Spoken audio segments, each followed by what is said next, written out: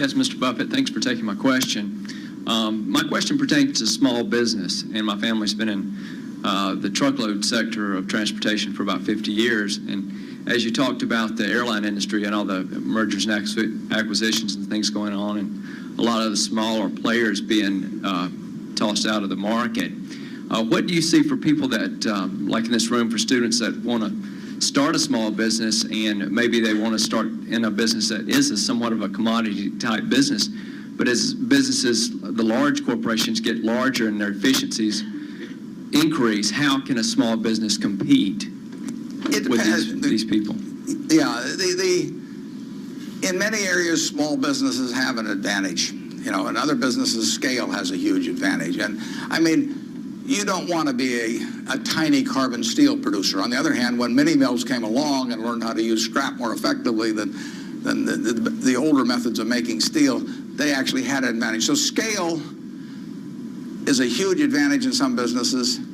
It's, you know, the largest airlines haven't won. Southwest Airlines has won, starting with, you know, just a few planes flying down there between Houston and Dallas, and they have become bigger, but their ambition hasn't been to be the biggest. And you know, they probably buy their fuel just as cheap as United, and they probably bought it, you know, when they're a lot smaller. Walmart is a classic example. I mean, who would have thought 25 years ago, 30 years ago? I mean, here was Sears with a 100-story plus building in Chicago, had access to money far cheaper than Sam Walton. I mean, Sam Walton's credit was not as good as Sears.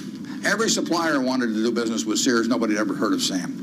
Every real estate developer who was developing a new shopping center went first to Sears, you know, and Sam got the short end. So here's a guy starting in Bentonville, Arkansas, and he kills them over time. Just plain kills them. And disadvantage in buying, disadvantage in borrowing, disadvantage in real estate. Advantage, Sam Walton, and his ability to inspire, in the end, hundreds of thousands of people to be enthusiastic about going to work and doing the right things over time. So I would be just as optimistic about small business generally. Now, there's certain areas where scale is just plain important, but I see no disadvantage. We intentionally at Berkshire, we have 112,000 employees, more in Georgia than in any other state in the union, incidentally. We employ a lot up near Dalton, and we employ a lot of people in Macon at Geico. And we intentionally, with our 112,000 employees, we probably have, I don't know how many business units, but lots. And we only have 13.8 people at headquarters. I'm not the 0.8, incidentally. I resent it when people think that. I'm a full, but we have one woman that works 4 days a week. And that's all we have at headquarters, 112,000 people, 105 billion of market cap. But we intentionally keep our units small. We think, we want them to have the nimbleness, the responsiveness to the customer particularly, that will turn them, you know, that essentially will more than offset anything that the scale of having maybe a little more purchasing power or something will develop. We own a home furnishings business in Utah, run by a fellow named Bill Child. He was featured in Fortune about one issue ago.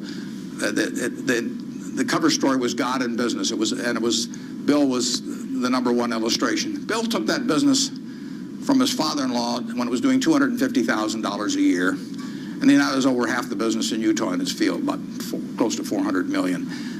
He built it by thinking about the customer. And the truth was, he was competing with Sears. He was competing with Levitt's, was a huge furniture retailer in the past. He was competing with everybody. But all he thought about from the moment he got up in the morning was, how do I take care of my customer? And that wins. We have a business in Omaha, some of you may have heard of. It's the largest home furnishing store in the world. In Omaha, which only has a SMSA of 650,000 people. It's on 72 acres.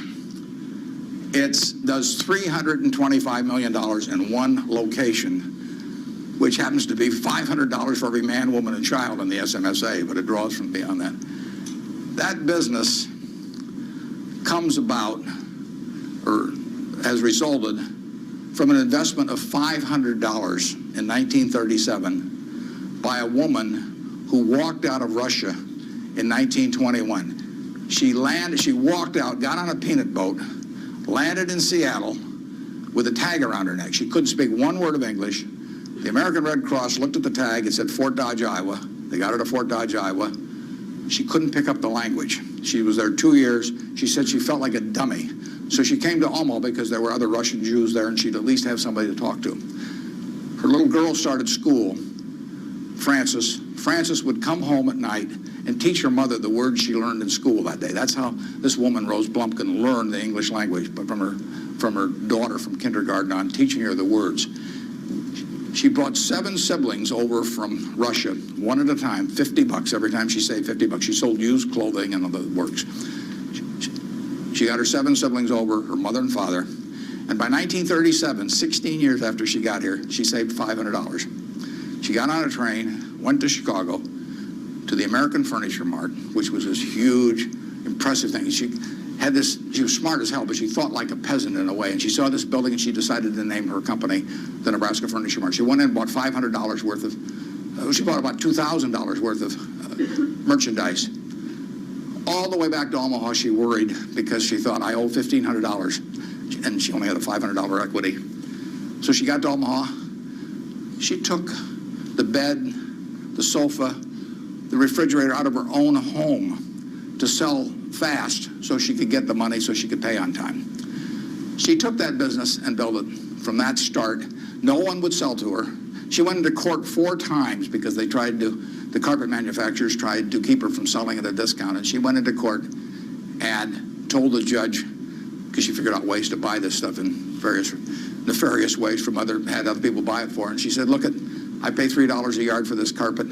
Brandeis sells it for $6.98. She says, I sell it for $3.98. Just tell me, Judge, how much you want me to rob people. She defended herself. Papers wrote it up. The judge bought carpet from her the next day. I mean, it was marvelous. Brandeis isn't selling anymore. They were the huge department store in Omaha. She put everybody out of business. And the punchline, she worked till she was 103. She sold me the business when she was 89. And she didn't have an audit. I went out to see her on one afternoon. I took a check out with me, and because I knew she wanted to do something, and I said, Mrs. B, here's the money. I said, I don't need an audit, just tell me whether you owe any money. She said, I've never owed any money since I owed those guys back in 1937. And she said, it's all free and clear. She'd never seen a balance sheet. She didn't know what accounting terms meant, but she understood the nature of the business. And I told her, I said, I'd rather have your word, than an audit from every one of the big 6 or big 8 or whatever there were at the time of the top auditing firms. And she worked till she was 103. She died at 104. She had 3 siblings at her funeral. I mean, those are some genes. Her son works there now. He's 82 or 3, and the 3 sisters are all alive. But the punchline is, she couldn't read or write.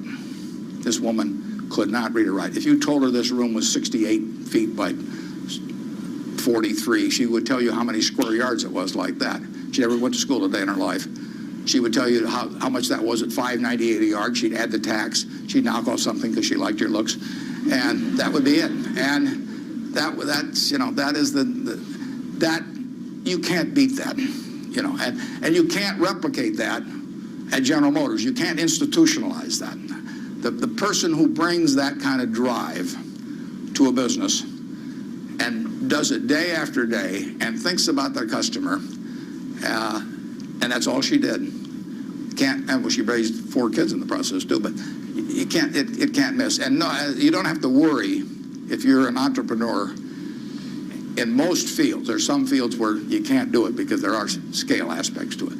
But in most fields, you'll kill people. Bob Shaw did that with Shaw. Nobody ever heard of Shaw in carpet 30 years ago, and he's got 40% of the carpet business in the country. So it's a great field of opportunity out there, and I